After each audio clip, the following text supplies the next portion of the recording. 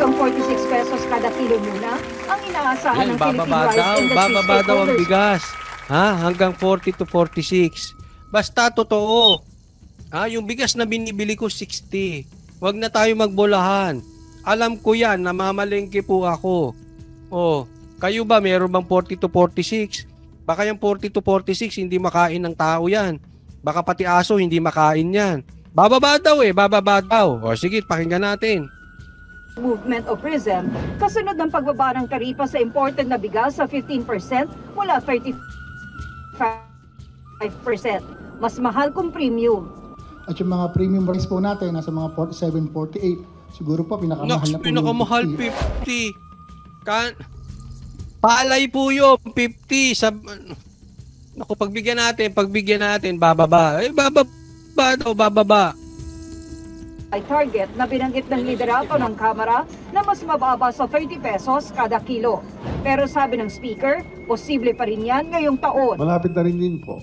Sa mga Kadiwa stores, we are going to be hitting the 29 range. Ayan na naman, Kadiwa store. Sa totoo, yung totoo lang, saang banda may Kadiwa ngayon? Ayan na naman kayo, kadiwa na naman kayo Real talk, saan pa? May sinasabi pa nga kayong ginawa nyo ng Kadiwa dyan sa nandiyan dyan ba? Dyan sa, sa Bucor? Saan ka makakahanap ng Kadiwa? Meron na naman kayong Eto, mag-iingat po kayo sa pangako, Mag-iingat po kayo sa pangako. Alam nyo, pag nangako kayo, you make sure it will happen. Kung ayaw nyo ng maisug, you make sure expectation versus reality nagmamatch. Pag nangako kayo, mag-e-expect ang tao. At pag hindi nyo ginawa, magagalit sila kasi yung realidad hindi totoo. Tapos, nagagalit kayo sa maisug. Magagalit kayo pag may magrarally. Iiwasan yung mangako. Gaya ng sinabi ninyo, magkakaroon ng 20 bigas. Anong nangyari? Anong sinabi nyo, hindi nyo papapasukin ng EDCA? Anong nangyari? Eto na naman, baba ang bigas. Obserbahan ng tao yan. Sabi nyo, bilang na oras ng mga smugglers, may nahuli ba? Meron bang inimbestigahan sa Senado? Kaya nagagalit yung taong bayan. Tapos haharangan nyo ng truck pag magbamaisog. Ang problema nyo nasa sa inyo.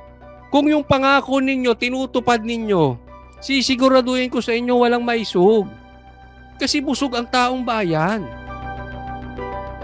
Palpak kayo Hindi nyo ba amin palpak kayo? Eto na naman, nangangako ka na naman. Gusto mo, ibalik ko pa yung video mo na sinabi nyo bilang na oras ng mga smuggler? Ni isa walang naimbestigahan. So, 29 pesos, no? Kada kilo by August, no? Handa raw Magkano daw? 28 pesos? Handa raw makipagtulungan. Kada kilo by August. 29 range very soon. 29 pesos, no? Kada kilo by August, no? Yan, maliwanag yan Inulit-ulit ko. Ay, Arlene May Galvez. Yan, Banateros Forever Coach. Naku, tagal na ito. 33 months na to. Nasubaybayan mo ang Banateros, no, Arlene May Galvez. Consistent kami. Advance lang mag-isip si Banat Bay kasi nababasa niya yung mga manloloko. Di ba? Kaya maraming pero alam ni Arlene May Galvez kung gaano ka-consistent ang Banateros, di ba? Thank you Arlene May Galvez. 29 pesos ulitin natin para tumatak sa utak ninyo. Pati sa manunood ng replay, lagay nyo, maniniwala ba kayo sa mangyayaring 29 pesos ngayong August? Ngayong August. Liwanagin mo, baka August 2051. Sige, Handa raw makipagtulungan ng PRISM, bagamat may panawagan noong una na ipagpaliban ng pagbaba ng taripa. Pero mungkahi nila, makausap din ng ating mga exporting countries na hindi po sila mag-take advantage. Pero ang ibang grupo, Malapit na rin din po. Sa mga Kadiwa stores, we are going to be hitting the 29 range very soon. 29 pesos, no? Kada kilo by August, no? 29 pesos. Sa August. O, sa Kadiwa daw. Ang tanong, saan man kahanap kami ng Kadiwa? Isa, dalawa, tatlo sa buong bansa? O, yan ha, sinasabi nila yan. By August. Hindi ako nagsabi ha. Baka sabihin nyo, fake news ako, pinaulit-ulit ko yan. Ngayon, singilin nyo yung mama na yan. Pagka walang 29 pesos na bigas, ano yan? Pangako o pangarap? Kailangan liliwanagin natin kasi may excuses yung mga yan eh. Yung pangako, naging pangarap. O, ulitin ko, tamba, ang tanong, ano yung 29 pesos na bigas? Pangarap o pangako? Liwanagin mo kasi.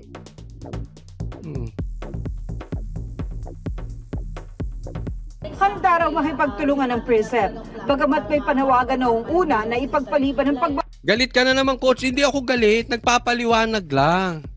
Uy, grabe ha. Galit ako ha. Nakita nyo na ba magalit yung mga kasamahan ko? Mas matitindi yun. O, EJ Warrior. Andito si EJ Warrior. O, coach, baka palay lang yun. O, di ba?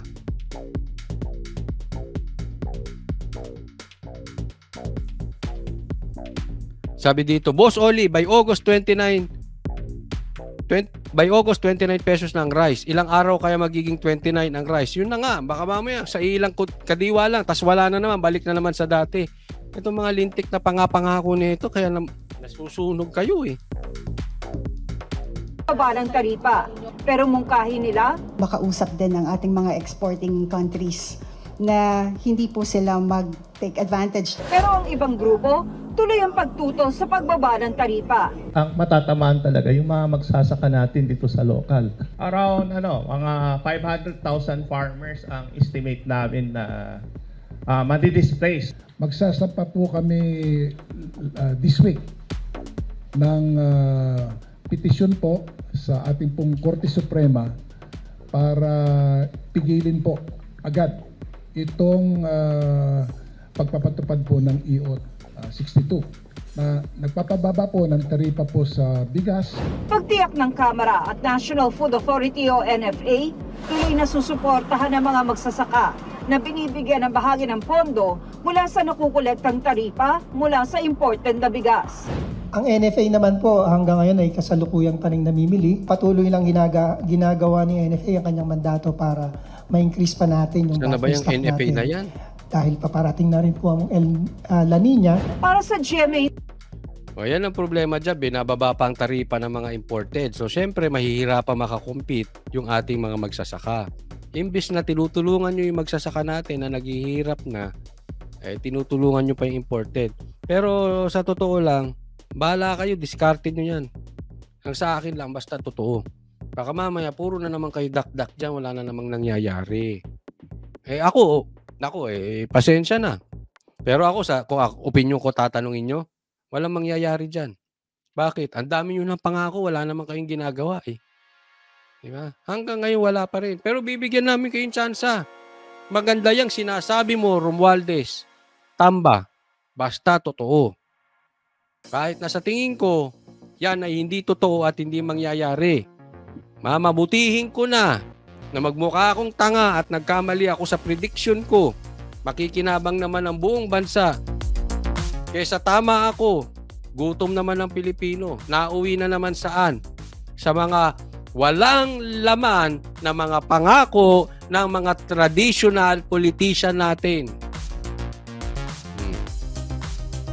Kasi August daw. Ano yan? Sinasalba niyo yung July? O naku, eto na naman si July.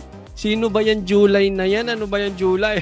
Sabihin mo, bigyan natin ng pag-asa pag August. Wag muna kayo, kalma muna kayo sa July. Ewan ko, di ko alam yung July na yan. Kayo na bahala dyan.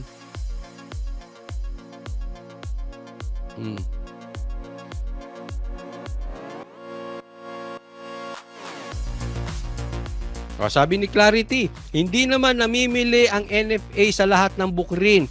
Puro dak-dak lang. Ayan ang nangyayari talaga sa bansang Pilipinas ngayon. Oh, real talk po, puro daldal. Puro kay daldal. Puro lang, alam mo, wala kaming nakakuha sa inyo kung hindi pa English. Wala. Puro lang kayo pa English, pero yung sinasabi nyo walang laman. Walang katuparan. Ano yung ampaw? English lang pero ampaw.